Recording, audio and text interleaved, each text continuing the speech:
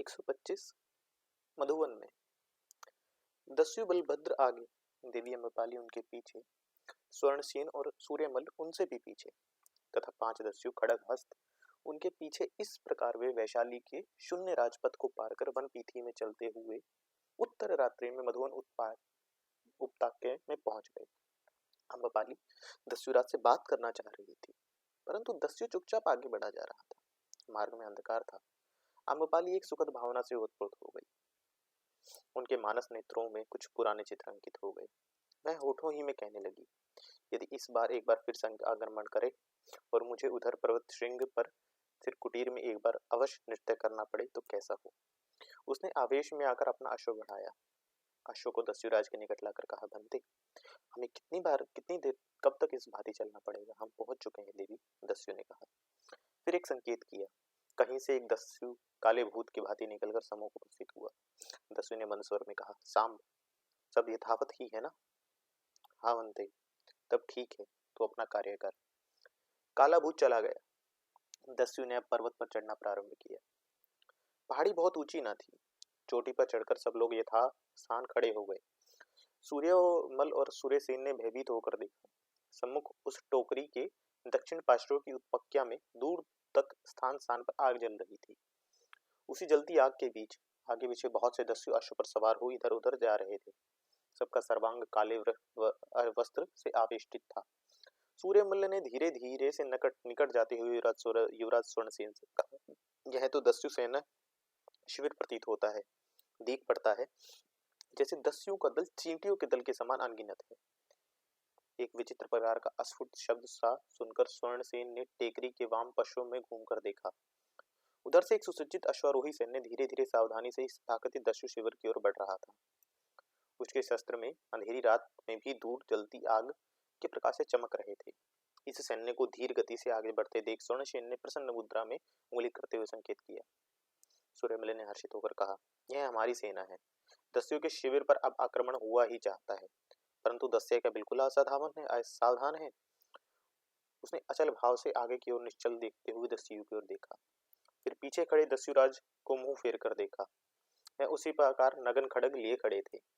इतनी ही में लिच्छवी सेना ने एक बारगी ही फैलकर दस्यु सेना पर धावा बोल दिया। स्वर्णसेन और सूर्यमल्ल का रक्त उबलने लगा। उन्होंने दस्यु बलभद्र की ओर देखा, जो उसी भांति निशब्द था। क्या इसकी बुद्धि भ्रष्ट हो गई है? किस भरोसे निश्चिंत खड़ा है? स्वर्णसेन ने हाथ मलते हुए कहा, खेद है, हमारे पास शस्त्र नहीं है। लिच्छवी सैन्य ने वेग से धावा बोल दिया, परंतु यह कैसा आश्चर्य था कि दस्यु सम्मुख नहीं आ रहे थे। जो दस्यु सैनिक इधर उधर वहां घूमते दिख रहे थे वे भी अब लुप्त हो गए। लिच्छवी सेना यूं ही शून्य में अपने भाले और खड़ग चमकाती चिल्ला रही थी, वह जैसे वायु से युद्ध कर रही हो। यह सब गोरख धंधा है मित्र, स्वर्णसेन ने सूर्यमल्ल का कंधा पकड़कर कहा। सूर्यमल्ल की दृष्टि दूसरी ओर थी। उनकी आंखें पथरा रही थी और वाणी जड़ थी। उसने भारी स्वर में कहा, सर्वनाश। साथ ही उसने एक और उंगली उठाई। स्वर्णसेन ने देखा, काली नागिन की भांति काले वस्त्र पहने दस्यु सेना एक कंदरा से निकलकर लिच्छवी सेना के पिछले भाग में फैलती जा रही थी। दूर तक इस काली सेना ने अश्वारोही घाटी में बिखरे हुए थे। देखते ही देखते लिच्छवी सेना का उसने समस्त पृष्ठ भाग छाल लिया और उस सेना को भीड़ की भांति दल बांध कर तथा सम्मुख एक भी शत्रु ना पाकर ठोर ठोर पर जलती हुई आग के चारों ओर घूम घूम कर शवा में शस्त्र घुमाकर चिल्ला रही थी। तभी दस्यु सेना ने जैसे कोई विकराल पक्षी अपने पर फैलाता है अपने दाएं बाएं पक्षों का विस्तार किया। देखते ही देखते लिच्छवी सेना तीनों ओर घिर गई। सम्मुख दुर्गलंघ्य पर्वत था, परंतु लिच्छवी सेना को कदाचित आसन्न विपत्ति का भी कभी आभास नहीं मिला। सूर्यमल के होठ चिपक गए, शरीर जड़ हो गया। स्वर्णसेन के अंग से पसीना बह चला। आग के उजाले के कारण लिच्छवी सेना ने दस्यु दल को बहुत निकट आने पर देख पाए। थोड़ी देर में मारकाट मच गई और दस्यु के दबाव से सकुचित लिच्छवी जलती हुई आग की ढेरियों में गिरकर झुलसने लगे। हाहाकार और चित्कार के साथ आकाश हिल गया। स्वर्णसेन ने कहा, भंते बलभद्र, इस महाविनाश को रोकिए। यह नरसंहार है, युद्ध नहीं है। तो मित्र, तुम बिना शर्त आत्मसमर्पण करो। हम निरुपाय हैं बनते, बलभद्र दया करो। तो मित्र सूर्यमल, तुम जाकर युवराज को यह आदेश अपनी सेना को सुना आओ और सेना नायक को यहाँ मेरे निकट लाओ। इसके बाद उन्होंने एक दस्यु को कुछ संकेत किया। उसने एक संकेत शब्द उच्चारित किया। दस्यु सेना जहां थी वहीं युद्ध रोककर स्तब्ध खड़ी हो गई।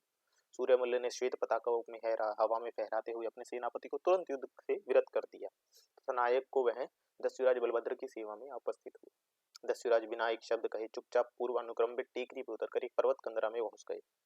कंदरा अधिक अधिक पतली होती गई। तब सब कोई अश्व पर उतरकर अपने अपने अश्व का रास्ताम पैदल चलने लगा। अंततः वे एक विस्तृत हरे भरे मैदान में जा पहुंचे। पूर्व दिशा में उज्जवल आलोक फैला गया था। तब वैशाली के इन वैभवशाली जनों ने देखा कि उस मैदान में एक अत्यंत सुव्यवस्थित स्कंधावार निवेश स्थापित है, जिसमें 50 सहस्त्र अश्वारोही भट्ट युद्ध के लिए सन्नद्ध उपस्थित हैं। एक विशाल पर्वत गुहा के सुकोमल उपाधान में रत्न कमल छिपे हैं। सब सुख साधनों से गुहा संपन्न थी। अम्बपाली को एक आसन पर बैठाते हुए दस्यु ने कहा, देवी अम्बपाली और मित्रगण, तुम्हारा इस दस्युपुर में स्वागत है। आज तुम मेरे अतिथि हो, आनंद से खाओ पियो, रात के दुस्वप्न भूल जाओ। उसने संकेत किया। साम चुपचाप आ खड़ा हुआ। उसने अम्बपाली की ओर संकेत करके कहा, साम, देवी बहुत खिन्न है, रात भर के जागरण से थक गई हैं तथा श्रमित हैं, जा इनकी यथावत व्यवस्था कर दे। उसने देवी से अपने साथ दूसरी गुफा में चलने का अनुरोध किया।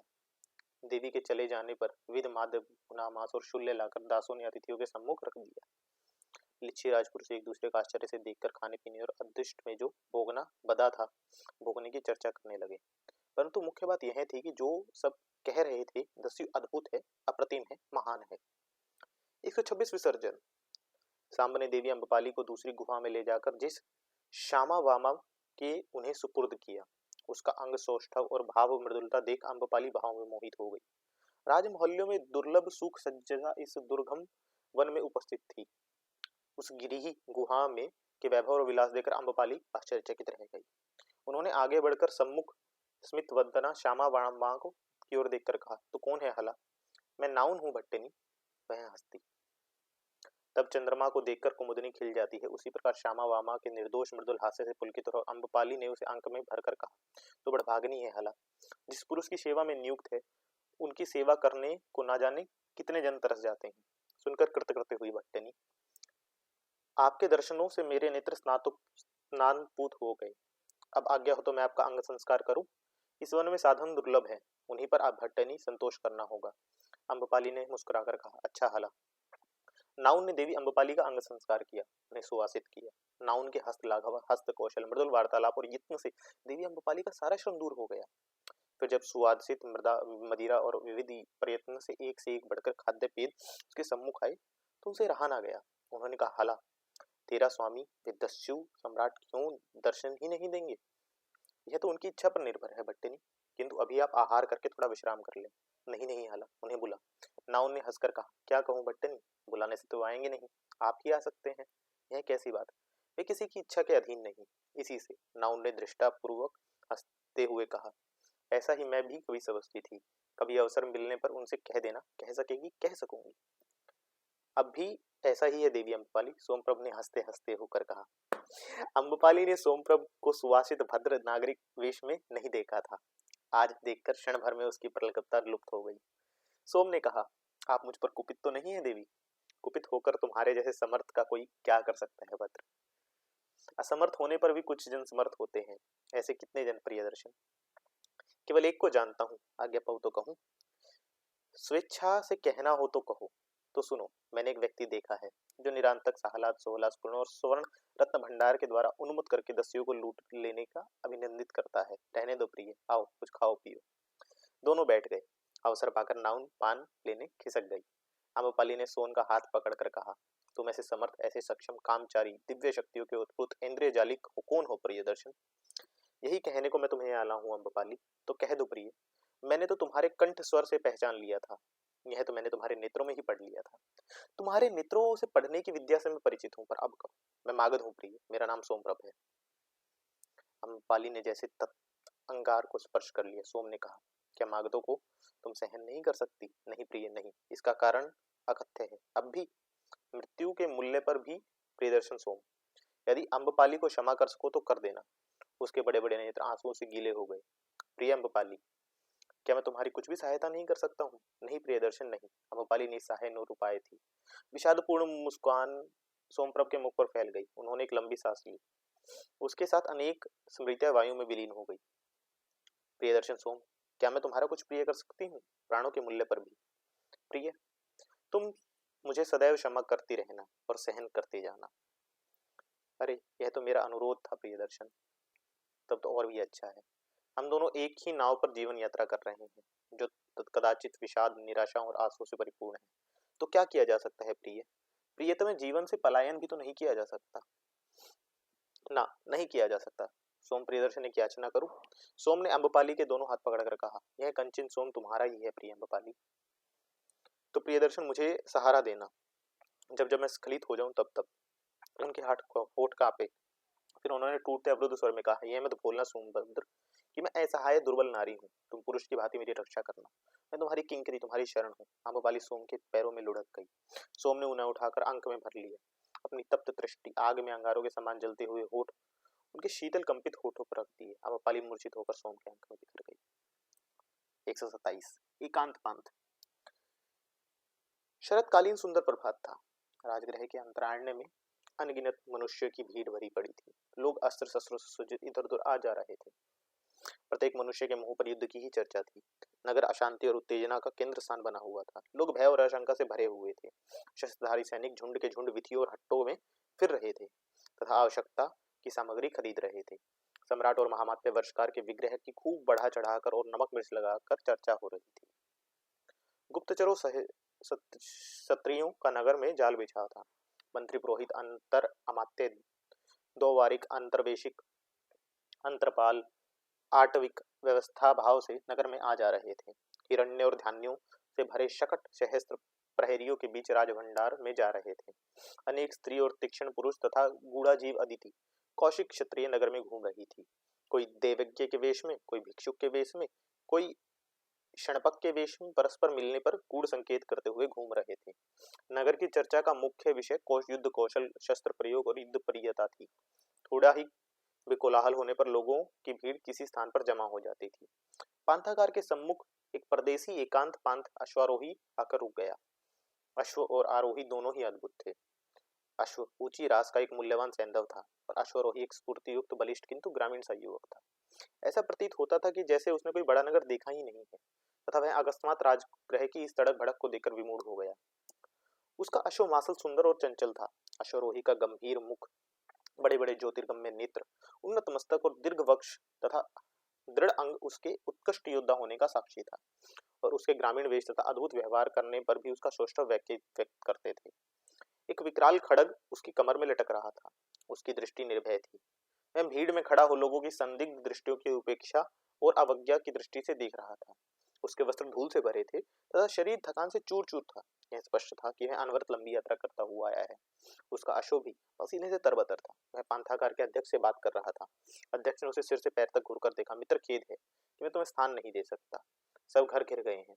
वैशाली से राजदूत आए हैं। उन्हीं के साथ संगी साथियों और स्वयं राजदूत ने भी यही डेरा डाला है। एक भी घर खाली नहीं है। तो मित्र, तू मुझे अपना निजू अतिथि मान। मुझे विश्राम की अत्यंत आवश्यकता है। ये 10 कारशापन तेरे लिए हैं। सोने के 10 चमचमाते टुकड़े हथेली पर रखकर पांथागार के अध्यक्ष के सब विचार बदल गए। उसने कहा, यह तो बड़ी अच्छी बात है बनते, परंतु दुखद है कि मेरे पास पांथागार में स्थान नहीं है। फिर भी आप एक प्रतिष्ठित सज्जन है, मैं आपकी कुछ सहायता कर सकता हूँ। किस प्रकार मित्र? मेरा एक मित्र है, वह सम्राट का प्रतिहार है। यही निकट उसका घर है। घर बड़ा और सुसज्जित है। सौभाग्य से वह बड़ा लालची है। ऐसे 10 स्वर्ण पाकर तो वह अपने रहने की सजा धजा कक्ष ही आपको अर्पण कर सकता है। इतने बड़े घर में वह और उसकी पत्नी केवल 2 ही व्यक्ति रहते हैं। तो मित्र यही कर, स्वर्ण की चिंता ना कर। अध्यक्ष उसी प्रतिहार को बुला लाया। वहां एक ढीला मोटा वस्त्र पहने था, दुबला पतला शरीर, मिचमिची आंखें, गंजी खोपड़ी, पतली गर्दन। उसने आकर सम्मानपूर्ण युवक को अभिवादन किया। युवक ने पूछा, यही व्यक्ति है? हाँ बनती यही है। तब यह स्वर्ण है। उसने 10 टुकड़े उसकी हथेली में रखकर कहा, शेष तुम्हारा साथी समझा देगा। मैंने समझ लिया बनते, खूब समझ लिया, आइए आप। इतना कहकर अति विनम्र भाव से वह पंत को अपने साथ ले गया। प्रतिहार का घर छोटा था, परंतु उसमें सब सुविधाएं जयराज के अनुकूल थी। वहां वह निशंक आराम से टिके गए। यहाँ उन्हें एक सहायता भी और भी मिल गई। प्रतिहार ने उन्हें कृषक तरुण कहीं से ला दिया। यह बालक 18 वर्ष का उत्साही और स्वस्थ युवक था। जयराज ने उसे एक टाघन खरीद दिया और खूब खिला पिला पर्चा लिया। वह कृषक बालक छाया की भांति जयराज के साथ उनकी सेवा करता था, आज्ञा पालन करने लगा। 128 प्रतिहार का मूलधन। प्रतिहार का नाम मेघमाली था। जयराज अपने सुसज्जित कक्ष में पड़े अनेक राजनीतिक ताने बाने बुन रहे थे। उसी समय प्रतिहार ने दरवाजा खटखटाया। अनुमति पाकर वह अंदर आया और बारंबार प्रणाम करके विनती भाव से बोला, भंते, आपका शौर्य और उदारता दोनों ही अद्वितीय हैं। मैं आपका सेवक सदैव आपकी सेवा में उपस्थित हूँ, परंतु इस समय मैं प्रार्थी हूँ, आप मेरी सहायता कीजिए। जयराज ने विस्मय को दबाकर कहा, कह मित्र, मैं तेरी क्या सहायता कर सकता हूँ? उसने कुछ सुनकर कहा, मेरी स्त्री अति रूपवती है, वह चरित्र की भी उज्ज्वल है। 2 वर्ष पूर्व मैंने उसे विवाह किया था। इसके लिए मेरा सब यत्न से संचित स्वर्ण भी खर्च हो गया। ससुराल से मुझे कुछ धन नहीं मिला। क्या कहूँ, बड़ी विपत्ति है। जयराज हंसने लगा। हंसते हंसते उसने कहा, तो मित्र, ससुराल से धन अब कैसे मिल जा सकता है, तथा मैं इसमें तेरी क्या सहायता कर सकता हूँ? विपत्ति कुछ और ही है बनते। वह रुका, फिर कुछ खास कर बोला, बनते, वह कल रात से ही नहीं आई है। रात से ही नहीं आई है? तब गई कहाँ? मेरा दुर्भाग्य है बनते, क्या कहूँ। वह वणिक सुखदास के पास गई थी। सुखदास कौन है? एक दुष्ट विदेशी है बनते। वह बहुत से सैंधव अश्व और बहुत से चीन देश के कौशय रस्त्रों को जोड़े बेचने राजगृह में आया है। मैंने उसे उसके पास एक सहस्त्र उत्तम अश्व और 5 सहस्त्र वस्त्रों के जोड़े खरीदने भेजा था। सम्राट युद्ध की तैयारी कर रहे हैं। मेरे पास कुछ निकम्मे अश्व थे। मैंने सोचा कि वे सब मिलाकर सम्राट को बेच दूंगा, कुछ लाभ हो जाएगा। पत्नी को वणिक के पास क्यों भेजा था, स्वयं क्यों नहीं गई? ये वणिक बड़े लुच्चे हैं बनते। सुंदरी और नवयुवती स्त्रियों को देखते ही पानी हो जाते हैं। सौदा ठीक से हो जाता है। मेरी पत्नी सुंदर भी है और चतुर भी। उसके सुंदर रूप और मधुर वचनों से प्रसन्न होकर वणिक सौदे में खींचतान नहीं करते। जितना मूल्य वे हंसकर दे देती है, वे ले लेते हैं। जयराज को इस व्यक्ति में आकर्षण प्रतीत हुआ। उसने मन की हंसी दबाकर कहा, तो मित्र, तो अपनी पति से दोहरा लाभ उठाता है। पर भंते, जितना स्वर्ण उसके लोभी पिता ने मुझसे लिया, अभी उतना भी तो नहीं मिला है। अस्तु, तो पत्नी की बात क्या है? वही कह रहा हूं बनते, मैंने उसके सुखदास के पास एक सहस्त्र अश्व और 5 सहस्त्र चीनाशुल्क क्रिया करने भेजा था। यह तो मैंने सुना। इसके बाद मैंने इसके बाद वह पाजी सुखदास ऐसा प्रतीत होता है कि मेरी स्त्री पर मोहित हो गया है और उसे एकांत में ले जाकर उसने कहा, मूल्य लेकर तो एक भी अश्व एक भी चीनांशों को नहीं दूंगा, परंतु हाँ, यदि आज तू राज मेरी सेवा करे तो 500 घोड़े और 1 सहस्त्र चीनाशुं तेरी भेंट कर हैं। और तेरी चरित्रवती पति स्त्री ने स्वीकार कर लिया। नहीं बनते, उस आदमी ने कहा, मैं पति से पूछ लूं, मैं आज्ञा देगा तो मैं तेरी से बात रख लूंगी। सो तेने आज्ञा दी। 500 सैंधव अश्व और 1 सहस्त्र चीनाशुंग बंदे कम नहीं होते। ऐसे मूर्ख भी बार बार नहीं मिलते। मैंने सीधे स्वभाव में कह दिया, यदि एक रात्रि में 500 अश्व और सहस्त्र चीनाशुंग मिलते हैं तो दोष नहीं है। तू ऐसा ही कर। और तेरी साध्वी स्त्री तेरा आदेश मानकर वहां से चली गई। नहीं, यही बात हुई बनते। अब अश्व और चीनाशुंग तो उसने भेज दिए, पर स्वयं नहीं आ रही। उसने कुछ संदेश भी भेजा है। संदेश भेजा है बनते। उसने कहलाया है कि सत्व रहित और लोभी पति से तो वह पति अच्छा है जो एक रात्रि के 500 अश्व और सहस्त्र चीनाशुंग दे सकता है। अब तेरा क्या कहना है? मैं कहता हूं कि यह मात्र विनोद वाक्य है। ऐसा वह बहुत बार कह चुकी है। उसका स्वभाव भी हंसोड़ है। तेरा अनुमान यदि सत्य है तो भंते राजकुमार, मुझे स्त्री भी दिलवा दीजिए। इसके बिना मैं जीवित नहीं रह सकूंगा, भूखों मर जाऊंगा। यह तो सत्य है। जब तू भूखों मर जाएगा तो जीवित कैसे रहेगा? बनते, मैं प्रतिष्ठित पुरुष हूँ।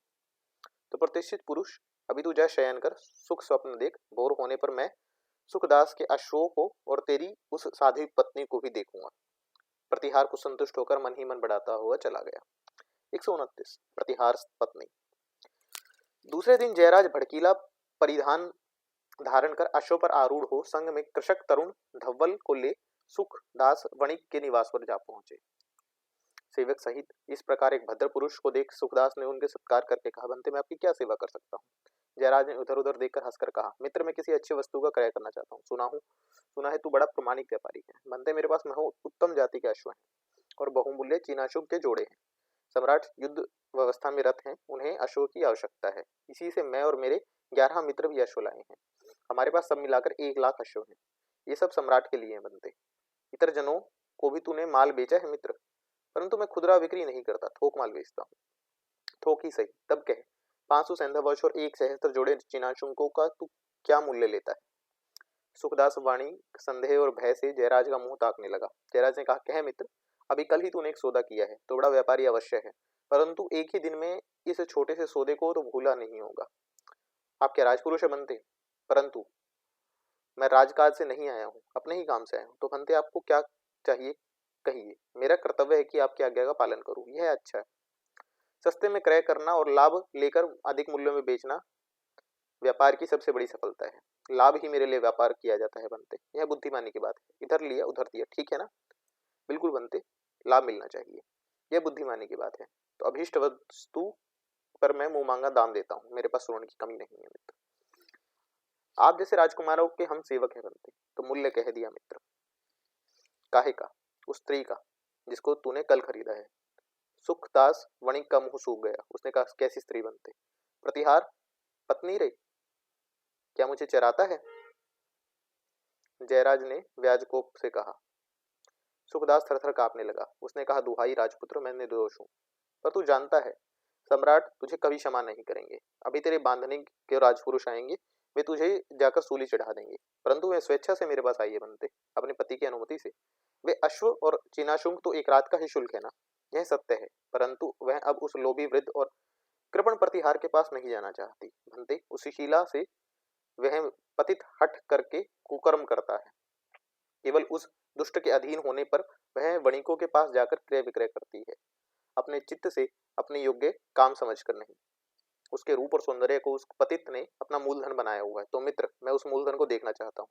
तो उससे पूछकर कह सकता हूँ वह आपसे मिलकर बात करना चाहेगी या नहीं। तो पूछ ले मित्र। वणिक भीतर चला गया। थोड़ी देर में उसने कहा, चलिए बनते, वह आपसे मिलने के सहमत है। जयराज ने भीतर जाकर एक सुसज्जित कक्ष में उसे खड़े देखा। उसकी अवस्था 20-22 वर्ष की होगी। वह अति कामनीय रूपवती बाला थी। सौंदर्य और लावण्य सुडौल मुख पर अंग अंग से फूटा पड़ता था। लाल लाल पतले होठ और कम बड़ी बड़ी नुकीली आंखें काम निमंत्रण सा दे रही थी। इस अद्भुत सौंदर्य प्रतिमा के मुख पर निष्कलंकता और अभय की आभा देखकर जयराज पुलकित हो गए। प्रफुल्लित रक्तिम आभा से प्रदीप्त मुखमंडल पर मुस्कान सुधा बिखार कर उसने कहा, मैं आपका क्या प्रिय करूं प्रिय। उसके कोमल कंठ को सुनकर जयराज ने कहा, सुंदरी, मैं तेरे पति का मित्र हूँ, यहाँ तुझे उसके पास चलने को आया हूँ। तेरे जैसी चरित्रवती रूपवती के लिए इस प्रकार पुच्छली की भांति पर पुरुष की सेवा करना अच्छा नहीं है। अब ठीक कहते हैं बनते राजकुमार, पर यह दूषित कार्य मैंने अपनी इच्छा से अपने विलास के लिए नहीं किया है। आप ही कहिए, जिस लोभी ने आपत्ति के बिना मुझे अपने अन्य पुरुष के साथ बेच डाला, वह उस सत्वहीन निर्लज के पास अब मैं क्यों जाऊं? मेरी भी एक मर्यादा है बनते। यदि मैं वहां जाती हूँ तो मैं बार बार मुझे ऐसे ही प्रयोगों में डालेगा, जहां मैं एक सुसंपन्न, सुप्रतिष्ठित और उदार पुरुष की सेवा में हूं, जिसने एक ही रात में मुझे 500 अश्वों और सहस्त्र जोड़े निशंक दे डाले हैं। जयराज ने उसकी स्थिति को यथार्था का समर्थन किया। फिर उसने उठते हुए सुखदास वणिक से कहा, मित्र, ये यथेष्ट लाभ में रहा, स्मरण रख, सत्वहीन पुरुष के पास धन और स्त्री नहीं ठहर सकते। इतना कहे उस रूप, तेज और कोमलता की प्रगाढ़ता मोहन मूर्ति को मन में धारण कर जयराज अपने आवास में लौट आए। 130 गणदूत। गणदूत गांधार काव्य का बिंबसार सैनिक ने बड़ी तड़क भड़क से स्वागत किया। मागध सीमा में पहुंचते ही राज्य की ओर से प्रत्येक सन्निवेश में उसके स्वागत एवं सुख सुविधा के सब साधन जुटने लगे। राजगृह आने पर पांथागार में उसे राजरह भव्य निवास का सत्कार मिला। मागध संधि विद्रोह अभय कुमार विशेष रूप से गणदूत की व्यवस्था पर नियत हुआ। जयराज ने मार्ग में काप्यक से मिलने की बिल्कुल चेष्टा नहीं की, परंतु राजगृह में इसे पंथागार के अध्यक्ष के माध्यम से राजदूत का उससे परिचय प्राप्त करने तथा उसके मैत्री लाभ करने का अभिनय का अच्छा सुअवसर मिला। प्रतिहार से घनिष्ठता होने पर भी कभी शांतिक भाषा और कभी स्पष्ट मिलकर परस्पर विचार विनिमय करने का सुअवसर उसे मिलने लगा। गणदूत और उसका पूर्वा पर संबंध मागध संधि वैरागिक अभय कुमार में नहीं बाप सका। जयराज कभी अश्व पर सवार होकर और कभी पांव प्यादा नगर विधि हाट में जा जाकर राजगृह के दुर्ग, सैन्य अस्नागार और शस्त्रास्त्र निर्माण आदि युद्ध उद्योगों देखने लगा तथा विविध मानचित्र, संकेत चित्र और विवरण पत्रिकाएं गूढ़ लिपि में तैयार करने लगा। प्रतिहार पत्नी का वह क्षणिक परिचय उसकी आसक्ति में परिणत हो गया था। उसकी आसक्ति भी अधिक काम गई। वह अंतःपुर का राई रत्ती हालचाल ला लाकर जयराज को देने लगी। अत्यंत महत्वपूर्ण और उपयोगी सूचनाएं उससे उन्होंने प्राप्त कर ली। सम्राट के दरबार में उपस्थित होने पर होकर उपायन उपस्थित करने और सम्राट से मिलने का दिन नियत हो गया। काप्यक ने जयराज से मिलकर यह निर्णय किया कि सम्राट से गणदूत के रूप में नहीं, काप्यक नहीं, जयराज ही मिलेगा। यह एक जोखिम भरी योजना थी, परंतु अनिवार्य थी। यह भी तय हुआ कि सम्राट की भेंट के बाद तत्काल ही जयराज को राजगृह से प्रस्थान भी कर देना है। उसने यह सब व्यवस्था ठीक ठाक कर ली और अपने कौशल तथा इन 3 सहायकों की सहायता से वह अनायास ही गणदूत के रूप में सम्राट के सम्मुख जा उपस्थित हुआ। कृषक बालक उसके लिए बड़ा सहायक सब प्रमाणित हुआ। वह दिन भर अपने टाघन पर चढ़कर राजगृह के बाहर भीतर यथेष्ट चक्कर लगाया करता था। विविध जनों से मिलता, गप्पे मारता और बहुत सी जानने योग्य बातें जयराज को आकर बताता था। जयराज उससे हंसते हंसते काम की बातें पूछ लेता। युक्ति की चतुराई और से अभीष्ट कार्य बिना ही मूल कारण प्रकट किए करा लेता। तरुण कृषक बालक विविध पकवान और उत्तम भोजन पाकर तथा टागन पर स्वच्छंद घूमते रहकर अति प्रसन्न हो तन मन से जयराज की सब इच्छाओं और आदेशों की पूर्ति करने लगा। 131 जयराज और दैत्य। वज्जीगण प्रतिनिधि का भव्य स्वागत करने में मागध सम्राट ने कुछ भी उठा न रखा था।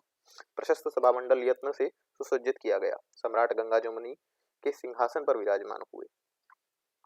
मस्तक पर रत्न जड़ित जाज्यमाल स्वर्ण मुकुट धारण किया। पार्षदों में देश देश के विविध करद राजा, सामंत और राज्य परिजनों की बैठकें बनाई गई।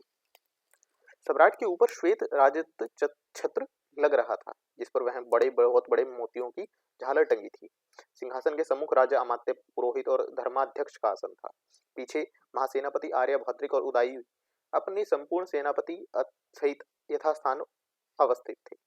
एक और गायक और नर्तकियां मंगलमुखी वारणविताएं संगीत सुधा बिखेरने को सन्नद्ध खड़ी थी। राजा के पीछे चांदी की डांड लिए का छत्र लिए एक खवास खड़ा था। दाएं बाएं दोनों यमनियां दासियां चवर ढल रही थी। दक्षिण पार्श्व में मूर्छल वाला था। उसके पीछे अनन्य, दंडकार, कंचुकी, द्वारपाल आदि यथासंध नियम से खड़े थे। सम्राट का तेजपूर्ण मुख उस समय मध्याह्न के सूर्य की भांति देदीप्यमान हो रहा था।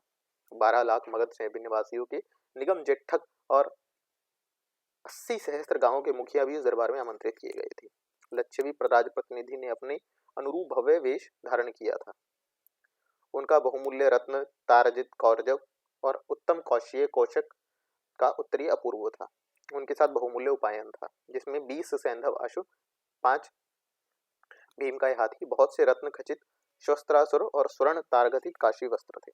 जयराज ने संभल कर सभास्थल में प्रविष्ट होकर देखा।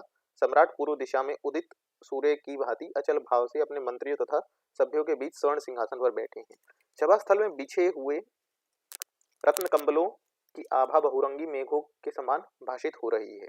कोशे और ऊनी रोए जो रूह सुनहरी तार पट्टी से गुथे थे, ऐसे प्रतीत हो रहे थे जैसे कि सूर्य रश्मियां सत सहस्त्र आभा धारण करके भूमि पर अवतरित हुई हैं।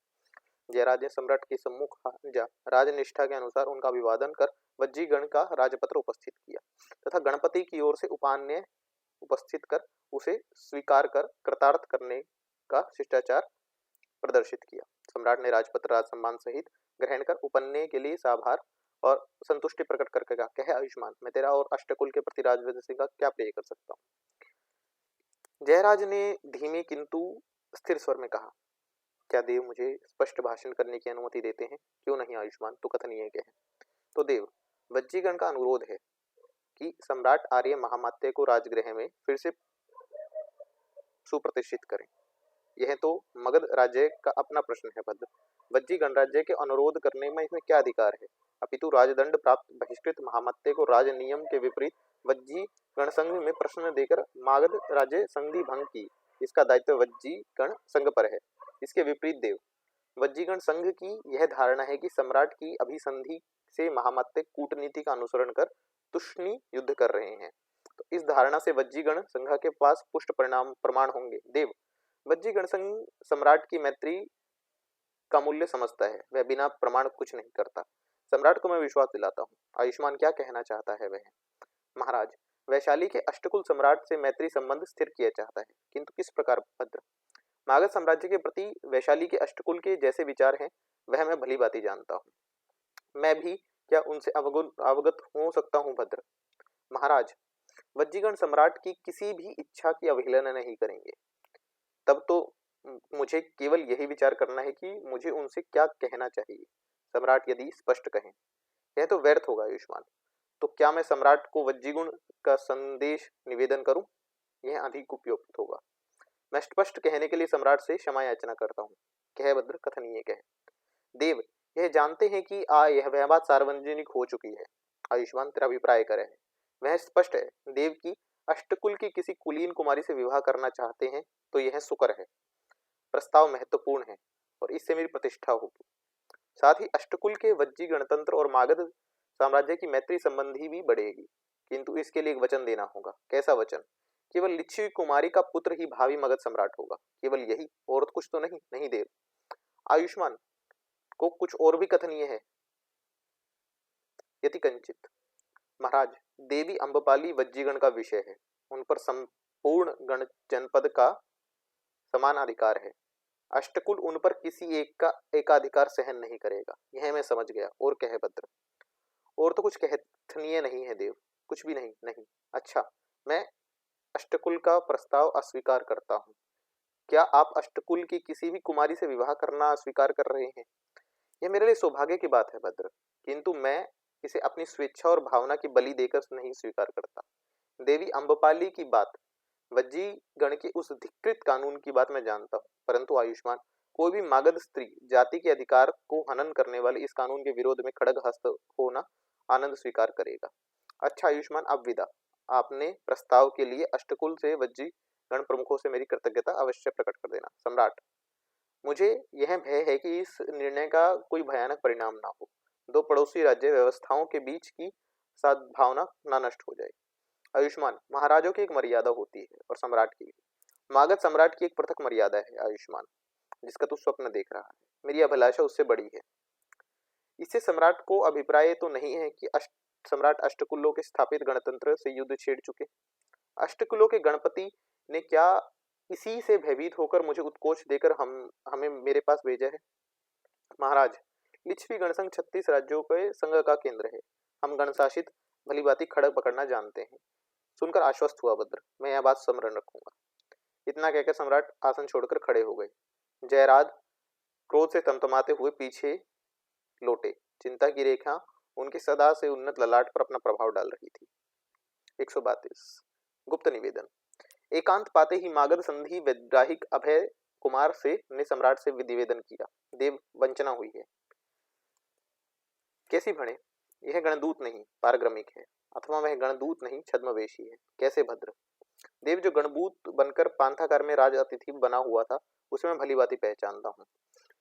उसने सभा में सम्राट से भेंट नहीं की। तब किसने की? एक अन्य पुरुष ने, जो पांथागार से पृथक एक प्रतिहार के घर में टिका हुआ था। क्या इसकी कोई सूचना महामत्ते ने भी नहीं भेजी थी? मुझे आर्य महामत्ते की यही सूचना मिली थी कि प्रभंजन अगत्य की सूचना ला रहा है, परंतु प्रभंजन का कोई पता नहीं लगता। न जाने वह कहीं लोप हो गया है। यह तो परिज्ञात है कि उसने इस पारग्रमिक का अनुसरण किया था। यह बात भयानक है बने। इस पारग्रमिक और छद्मवेशी गणदूत दोनों को बंदी बना लो। किंतु देव, दोनों ही राजगृह से चुपचाप प्रस्थान कर दिया है। सम्राट ने अत्यंत कुपित होकर कहा। तो भणे, मैं अभी नगरपाल और सीमांत रक्षक को देखना चाहता हूँ और तुझे आदेश देता हूँ कि उस छद्मवेशी का अनुसरण कर उसे जीवित या मृत जिस प्रकार संभव हो मेरे से उपस्थित कर। अभय कुमार सम्राट का अभिवादन कर तुरंत चल दिया। सम्राट चिंतित भाव से अपने कक्ष में टहलने लगे।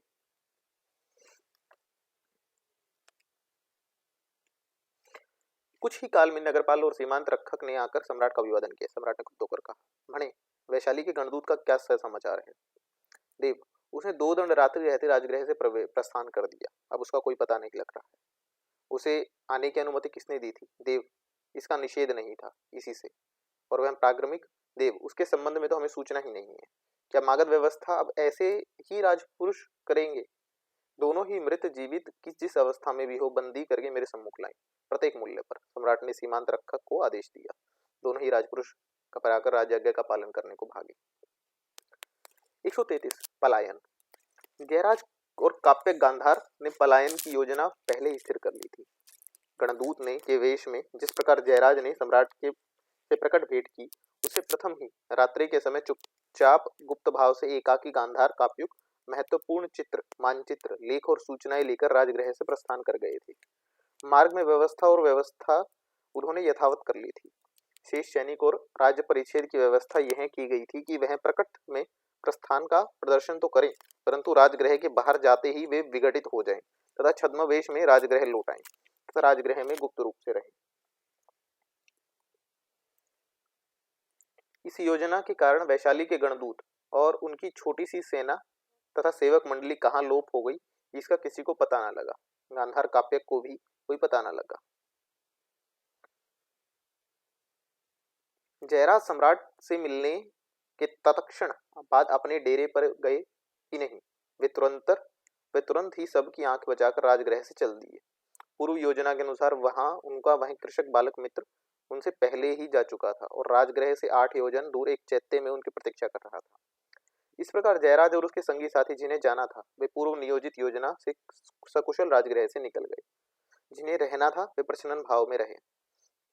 अभय कुमार मोटी बुद्धि का तथा कुछ दीर्घ सूत्री व्यक्ति था। वह सैनिक प्रथम था, राजनीति के उसके बाद। वह राजकुमार था अतः अनुशासित भी न था।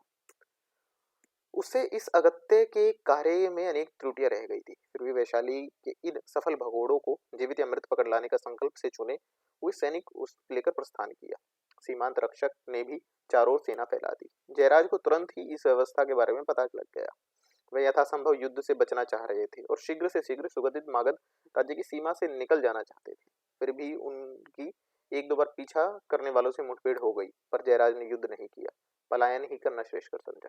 किंतु अभय कामार ने उन्हें मार्ग में ही घेर लिया और जयराज प्रतिक्षण किसी गंभीर परिणाम की आशंका करने लगे। 134 घातक द्वंद्व युद्ध। जयराज ने समझ लिया कि अब उनके और अभय कुमार के बीच एक घातक द्वंद्व युद्ध होने अनिवार्य है, परंतु उन्होंने अपनी साहसिक यात्रा छटपट समाप्त कर डालनी थी। उन्होंने मुस्कुराकर अपने संगी कृषक तरुण से कहा, मित्र, टट्टू की चाल का जोहर दिखाने का यही सुअवसर है। हमें शीघ्र यहाँ से भागना चाहिए, यही अच्छा है। युवक ने बहुत सोचने विचारने की अपेक्षा अपने साथी की मत पर निर्भर होकर कहा। दोनों ने अपने अश्वों की एड़ दी। जयराज ने निश्चय किया कि जब तक वे सुरक्षित स्थान पर नहीं पहुंच जाएंगे, राह में विश्राम नहीं करेंगे। उनके कंचुक के भीतर बहुमूल्य हल्का लोह वर्म था और उष्णीय के नीचे वे झिलमिल टोप छिपा था। बहुमूल्य लेख और मानचित्रों को जो उसके पास थे, उन्होंने यत्न से अपने वक्षस्थल के लोह वर्म में छिपा रखा था और उन सब की एक एक सांकेतिक भाषा को तैयार करके अपने साथी के कंचुक में भी सी दी थी। दोनों ही अश्व तीव्र गति से बढ़ चले थे। युवक अपने अश्व संचालन की सब कला साथी को दिखाना चाहता था तथा अपने पार्थिव टट्टू की जो वो बढ़ चढ़कर डिंग हाँक चुका था, उसे प्रमाणित किया चाहता था। इसी से वह साथी से बराबर उड़ा जा रहा था। उसकी इच्छा साथी से वार्तालाप करने की थी, परंतु जयराज गंभीर प्रश्नों में विचार करते रहे थे। द्रुत गति से दौड़ते रहे। अश्व पर भी मनुष्य गंभीर विषयों में विचार कर सकता है, टेढ़ी राजनीति की वक्र चाल सोच सकता है, यह कैसे कहा जा सकता था। पर यहाँ संधि वैराहिक जयराज भागते भुगते यही सोच रहे थे कि गहरी से गहरी योजना बनाते जा रहे थे। तो प्रत्येक बात की तह तक पहुंचने के लिए अब तक की पूर्वोत्तर संबंधित सभी बातों की तुलना, विवेचना और आरोप की दृष्टि से देखना अपने मस्तिष्क में विचार स्थिर करते जा रहे थे। उन्होंने मन ही मन स्वीकार कर लिया था कि सम्राट अद्भुत और तेजवान पुरुष है, उन्हें सरलता से मूर्ख नहीं बनाया जा सकता। फिर सम्राट की अम्रपाली के प्रति आसक्ति एवं अपने ही जीवन में उनके शून्यपन को भी वे समझ गए थे। उन्होंने यह देख लिया था कि युद्ध तो अनिवार्य ही है, वह भी अनाति विलंब, परंतु मूल मुद्दा यह है कि देवी अम्रपाली ही का आवास एक छिद्र होगा जहां से मगध साम्राज्य का विजय किया जा सकता है। आर्यवर्षकार की दुर्दश कुटिल राजनीति के ताने बाने को छिन्न भिन्न करके आर्यभद्रिक के प्रबल पराक्रम को नत किया जा सकता है। उसी कूटनीति छद्र पर जयराज ने अपनी दृष्टि केंद्रित की और उन्होंने मन ही मन में कहा, सम्राट एक ऐसी उलझी हुई गुत्थी है जो जीवन में ही नहीं सुलझेगी, परंतु इसी से सम्राट का पराभव होगा और ब्राह्मण वर्षकार की बुद्धि और भद्रिक का शौर्य कुछ भी काम न आएगा। उन्होंने बड़े ध्यान से देखा कि संपूर्ण मागध जनपद संपन्न और निश्चिंत है।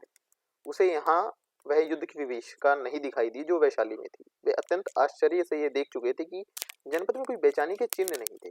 कृषक अपने हल बैल के लिए खेतों की ओर आराम से जा रहे थे। रंगीन वस्त्रों से सुसज्जित ग्रामीण मागध बालाएं छोटे छोटे सुडोल गड़े सिर पर रखे आती जाती बड़ी भली लग रही थी।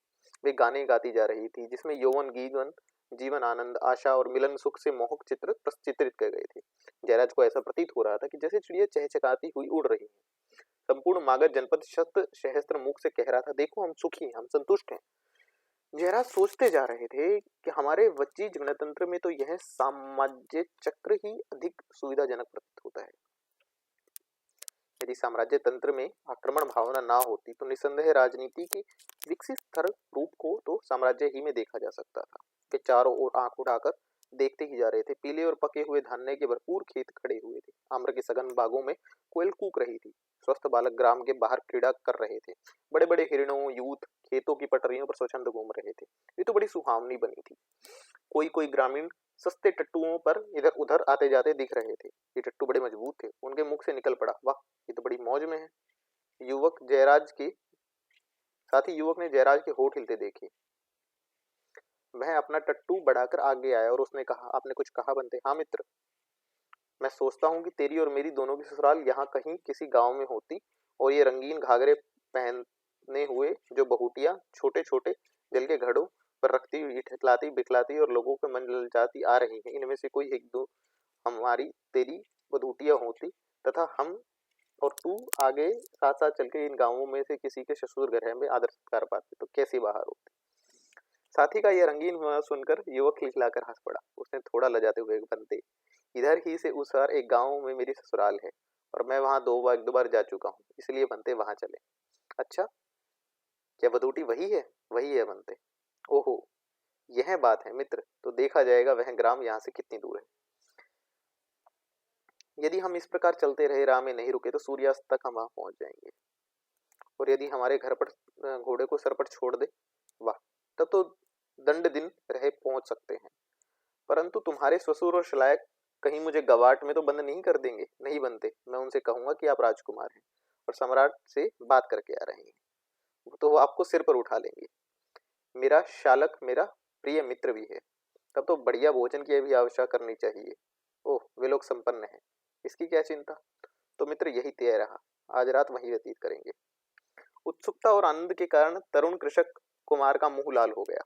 वह उत्साह से अपने टट्टू पर जमकर बैठ गया। जयराज साथी से बात करते जा रहे थे पर खतरे से असावधान न थे। वृक्षों के सघन कुंज को देखकर उनके मन में सहरन उत्पन्न हुई। एक गहरे काले ऊंचे टीले पर को देख वे ठिठक गए। वे दिन भर चलते ही रहे थे। संध्या होने में अरा विलंब न था। इसी समय पीछे से कुछ अश्वरोही के आने की आहट सुनी। वह एक सुनसान जंगल था। दाहिनी ओर एक टीला था। उन्होंने पीछे मुड़कर देखा। उस टीले के ऊपर 13 अश्वरोही एक पंक्ति में खड़े थे। वे उनसे कोई 10 धनुष के अंतर पे थे। इन दोनों को देखते ही 13 ने तीर की भांति अश्व फेंके। जयराज ने साथी से कहा, सावधान हो जा मित्र, शत्रु आ पहुंचे। इसी समय बाणों की बौछार उनके इधर उधर होकर पड़ी। जयराज ने कहा, मित्र साहस करना होगा, भागना व्यर्थ है। सामने समतल मैदान है और कोई आड़ भी नहीं। हमारे अश्व थके हैं। तू दाहिनी ओर से वक्रगति से टट्टू चला, जिससे शत्रु वाहन पर लक्ष्य ना कर सके, और अवसर पाते ही ससुराल के गांव में भाग जाना। मेरे लिए रुकना नहीं। किंतु आप बनते आप, मेरी चिंता नहीं मित्र, तेरा ससुर गांव निकट है, वहां से समय पर सहायता ला सके तो अच्छा है। वृक्षों के उस झुरमुट के पास ही वह ग्राम है। जीवित पहुंच सका तो 2 दंड में सहायता ले आ सकता हूँ। मेरे दोनों शालक उत्तम योद्धा है। इसी बीच बाणों की एक बौछार हुई। जयराज ने साथी की दाहिनी ओर वक्रगति से बढ़ते आदेश देकर स्वयं बाई ओर तिरछा अश्व चलाया। शत्रु के और निकट आ गए। वे उसे घेरने के लिए फैल गए और निरंतर बाण बरसाने लगे। जयराज ने एक बार साथी को खेत में जाते देखा और स्वयं चक्राचक अश्व घुमाने लगा। शत्रु अब एक धनुष के अंतर से बाण मारने लगे। जयराज ने अश्व की बाग छोड़ दी और फिसलकर अश्व के नीचे आकर उसके पेट से चिपक गए और अपने सिर घोड़े के वक्ष में छिपा लिया तथा एक हाथ से खड़ग और दूसरा कटार भद्रता से पकड़ ली। शत्रु के साथी की परवाह ना कर उसे घेर लिया। एक ने चिल्लाकर कहा, वह आहत हुआ, उसे बांध लो, जीवित बांध लो। परंतु पहले देख, मर तो नहीं गया। 3 अश्वारोही हाथ में खड़ग लिए उनके निकट आए। जयराज ने अब तक अपनी मृत्यु निश्चित समझ ली थी, परंतु आत्मरक्षा के लिए तनिक भी नहीं मिले। वे उनके अत्यंत निकट आ गए। जयराज ने एक पाशर से कटार घुसेड़ दी, दूसरे के कंठ में उसका खड़ग विद्रुप गति कर दिया। दोनों गिरकर चिल्लाने लगे। तीसरा दूर हट गया। इसी समय अवसर पाकर जयराज ने भी अश्व फेंका। शत्रु क्षण भर के लिए स्तंभित हो गए, पर दूसरे ही क्षण में लीना लीना करके उसके पीछे भागे। अंधकार होने लगा था। दूर वृक्षों के झरमुट की ओर से सूर्य अस्त हो रहा था। जयराज ने एक बार उधर दृष्टि डाली। जब वे धनुष पर बाण संहान कर रहे थे, वह पलटकर दुर्धर्ष वेश में शत्रु पर टूट पड़े। 2 को उन्होंने खड़ग से 2 टुक कर डाले। एक में आगे बढ़ाकर उन्होंने मोढ़े पर करारा वार दिया। अभय कुमार को वह पहचान कर जयराज आहत होने पर भी उस पर टूट पड़े। दो सैनिक पार्श्व से झपटे, एक को उन्होंने बाएं हाथ के कटार पर आहत किया, दूसरा पैंतरा के बल पीछे हट गया। इसी समय जयराज ने अभय कुमार के सिर पर एक भरपूर खड़ग मारा, वह मूर्छित होकर धड़ाम से गिर गया। अब शत्रु साथ थे, नायक के मूर्छित होने पर वे घबरा गए, किंतु परंतु जयराज भी अकेले थे तथा आहत थे। उनके मोढ़े और रक्तझार बह रहा था। वे लड़ते लड़ते ग्राम को लक्ष्य कर बढ़ने लगे। उसी समय अभय कुमार की मूर्छा भंग हुई। उसने चिल्लाकर कहा, मारो, उसे मार डालो, बचकर भागने ना पाए। शत्रुओं ने फिर उसे घेर कर लिया। अब वे चौमुखा वार करके खड़क चलाने लगे थे, पर क्षण क्षण की विपत्ति की आशंका थी। अवसर पा उन्होंने एक शत्रु को और धराशाही किया। इसी समय ग्राम की ओर 4 अश्वारोही अश्व फेंकते आते उन्होंने देखे। उन्हें देखकर जयराज उत्साहित होकर खड़क चलाने लगा। शत्रु घातक वार कर रहे थे। कृषक तरुण ने कहा, हम आपूछ है बनते राजकुमार, और साथियों को लेकर अश्व शत्रुओं पर टूट पड़ा। सब शत्रु काट डाले गए। अभय कुमार को भी बांध लिया गया। सब कोई ग्राम की ओर चले। इसी समय रात्र एक दंड व्यतीत हो चुकी थी। ग्राम के निकट पहुंचकर जयराज ने कृषक युवक और उसके साथियों से कहा, मित्रों, आपने मेरे प्राण की रक्षा की है, इसके लिए तुम्हारा आभार ले रहा हूं, परंतु मुझे एक अश्व दो। यह क्या बनते, आप रात्रि विश्राम नहीं करेंगे? नहीं मित्र, मुझे जाना होगा। इतना कह उसने एक और ले जाकर स्वर्ण की एक भारी थैली उनके हाथ में रख दी। मित्र, तू रात भर यहाँ रहकर भोर होते ही वैशाली की राह पकड़ना, और वैशाली के संथागार में पहुंचकर यह मुद्रा किसी प्रहरी को देना, वह तुझे मुझ तक पहुंचा देगा। किंतु आप आहत हैं बनते, परंतु मित्र कार्य गुरुतर है, तो मैं भी साथ हूँ। नहीं मित्र, रात्रि भर ठहकर प्रातः चलना, पर राह में अटकना नहीं, तेरे पास मेरी धाती है। समझ गया बनते, किंतु यह स्वर्ण, जयराज ने कहा, संकोच न कर मित्र, विभूटू का वधूटी का कोई आभूषण बनवाना, ला अश्व दे। युवक ने ऊंची रास का अश्व शालक से ला दिया। फिर उसने आंखों में आंसू भर के कहा, बनते तो बनते, हाँ मित्र मैं चला, पर यह बंदी, इसकी यत्न से रक्षा करना और राजगृह भेज देना, पाथे और अश्व देकर। यह राजकुमार है, ऐसा ही हो जाएगा बनते। जयराज ने उसी अंधकार में अश्व छोड़ दिया। चंडभद्रिक। प्रबल प्रतापी मगध सेनापति चंद्रभट्टिक के शौर्य, तेज और समर कौशल की गाथाएं उन दिनों संपूर्ण जम्बूद्वीप में गाई जाती थी। उस युग में उसके जैसा धीर, वीर, तेजस्वी और दूरदर्शी सेनापति दूसरा भारत में ना था। उन्होंने वैशाली के महत्व और सत्ता पर भली भांति विचार कर भागीरथ प्रयत्न से मागधी सेना का सर्वथा नए ढंग से संगठन कर लिया था। चंपा कौशल और मथुरावंती के अभियान में जो मागधी सेना का क्षय और हानि हुई थी, वह उन सब की बातें बात ही बात में पूरी कर ली थी, और अब राजगृह के घर घर में वैशाली अभियान की चर्चा थी। लोग अमात्य वर्षकार के असाधारण निष्कासन को भी इस तरह भूल ही गए थे। एक दिन सम्राट और सेनापति ने अति गोपनीय मंत्रणा की।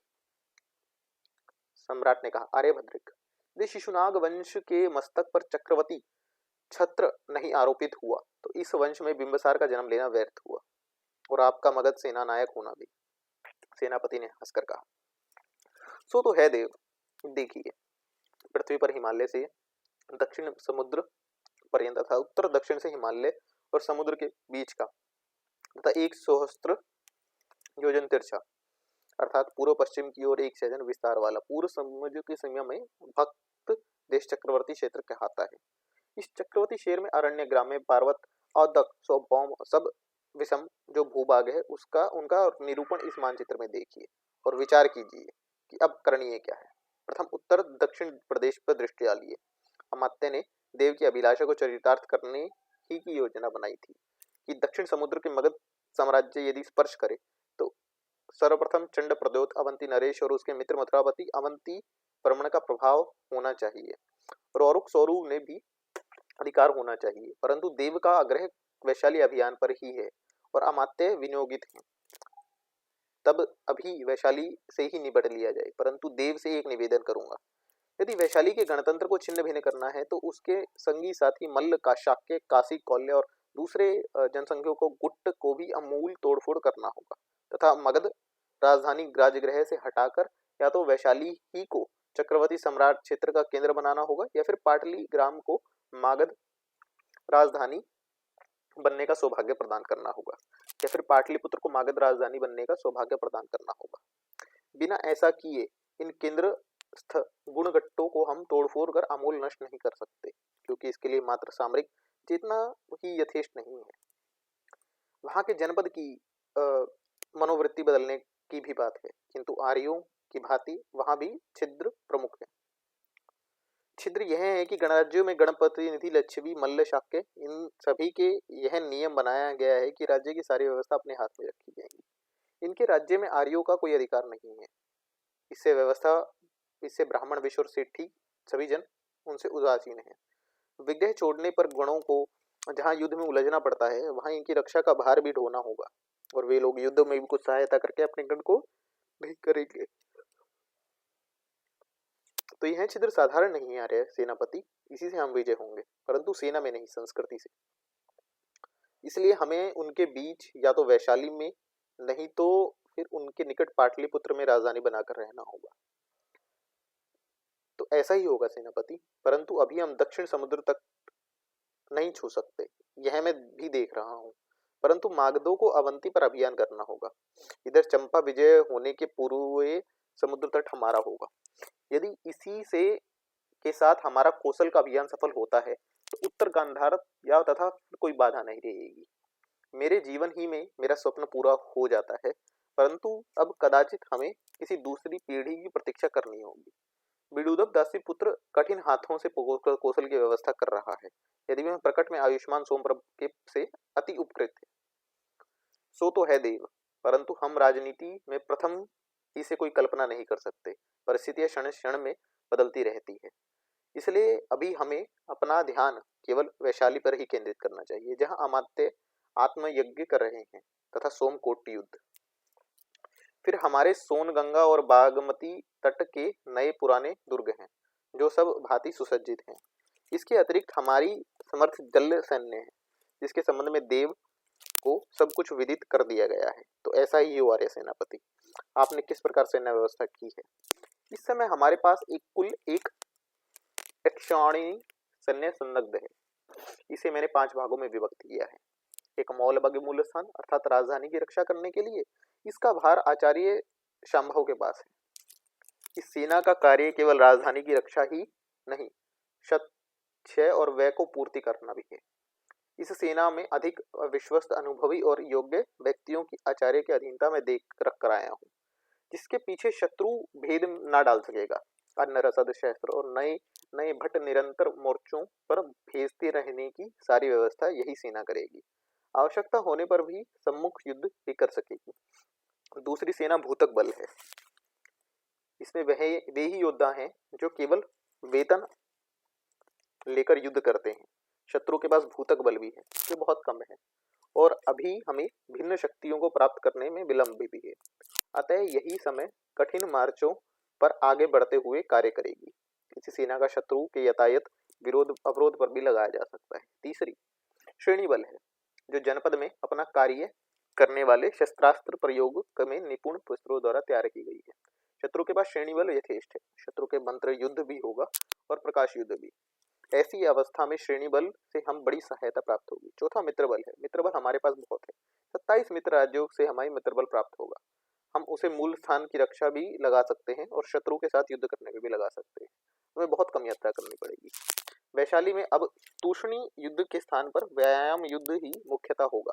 इसलिए शत्रु की मित्र सेना या आवटिक सेना का जो कि उस नगर के में आकर ठहरी हुई है, पहले अपनी मित्र सेना के साथ लड़ाकर फिर अपनी सेना के साथ लड़ाऊंगा। इसके अतिरिक्त देव हमारे पास विजित शत्रु सैन्य भी है। पहले भी मैं इस शत्रु से भिड़ाऊंगा। उस दोनों में से जिस भी सैन्य का विनाश होगा हमारा लाभ ही लाभ है। जैसे कुत्ते के सुअर से परस्पर लड़ाने से दोनों में से किसी ने एक मर जाने पर चंडाल का लाभ होता है, उसी प्रकार देव। इतना कहकर मगध महाबलाद्रिक भद्रिक हंस दिए, सम्राट भी हंस दिए। उन्होंने कहा यह तो ठीक है आर्य सेनापति, परंतु हमारी आठवीं सेना की व्यवस्था सर्वोत्तम होनी चाहिए। निसंदेह देव, मेरे चर भिन्न भिन्न रूप में शत्रु भूमि में फैले हुए हैं। वहां का राई रत्ती मानचित्र तैयार करने में जुटे हैं। वन विधि उपत्यका नंद हृदय श्रृंग जहाँ जो है उसका ठीक ठीक चित्रण कर रहे हैं। कहाँ कहाँ किन किन युद्धोपयोगी वस्तुओं तथा व्यवहार्य पदार्थों का चय उत्पादन गोपन देखभाल रहे हैं। जो जो उनसे सूचनाएं मिलती जा रही हैं, हमारी आटविक सेना शिक्षित अभिज्ञात होती जा रही है। मैं भली भांति सब मार्गों को जान गई है। उत्तम निर्भांत पथ प्रदर्शकों सूत्रकों का सहयोग उन्हें प्राप्त है। शत्रु भूमि में छद्म पलायन युद्ध और सम युद्ध करने से वे पूरी तरह शिक्षा दी गई है। वह सब भांति आयुधों से सुसज्जित है। जैसे एक बिल्व फल दूसरे बिल्व फल के द्वारा टकराकर फोड़ देता है, उसी प्रकार हम आप सात्विक बल को लेकर युद्ध प्रारंभ कर देंगे और शत्रु के तृण काष्ठ और छोटे से छोटे पदार्थों तक हम उस तक ना पहुंचने देंगे, बीच ही में नष्ट कर डालेंगे। सुनकर असंतुष्ट हुआ आर्यपुत्र, और भी कुछ गातव्य है? हाँ देव, हमने औतुकसित सैन्य का भी संगठन किया है। यह अनेक एकनता रहित सेना है। इसमें भिन्न भिन्न देशों में रहने वाले जन हैं। इसका काम शत्रुओं के देश में केवल लूटमार करना है। इसमें भर्ती होने के लिए किसी आज्ञा या अनुशासन की आवश्यकता नहीं है। नगर जनपद को लूटना, आग लगाना, खेतों को बाग बीची को नष्ट करना, मार्गों का यातायात को भंग करना तथा शत्रु के संपूर्ण राज्य को अवस्था फैलाना ही सेना का कार्य होगा। इसके लिए दो भाग किए गए, एक भेद, दूसरा अभेद। प्रतिदिन भत्ता लेकर अथवा मानसिक हिरण्य नियमित वेतन के रूप में लेकर शत्रु से देश में लूटमार मचाना वाला भेद है। परंतु दूसरी औत्साहिक सेना में विश्वस्त मागध जन ही है। यह अधिक सुगठित और सुसंपन्न होगा। इस प्रकार देव, हमने यह 7 प्रकार की बल सुगठित किया है। साधु सेनापति साधु। अब क्षय, व्यय और लाभ पर भी विचार करना आवश्यक है। अवश्य देव, मेरी रणनीति यह है कि क्षय और व्यय की दृष्टि में जिस काल में अत्यधिक गुणवत्ता लाभ की संभावना हो वहां आक्रमण किया जाए। अर्थों का ही अर्थों से संबंध है देव। हाथी से हाथी का ही पकड़ा जा सकता है। सत्य है आर्य सेनापति। तो अब सेना के कूच की आज्ञा होनी चाहिए। अच्छा देव, हम तो तैयार ही हैं। धन्यवाद।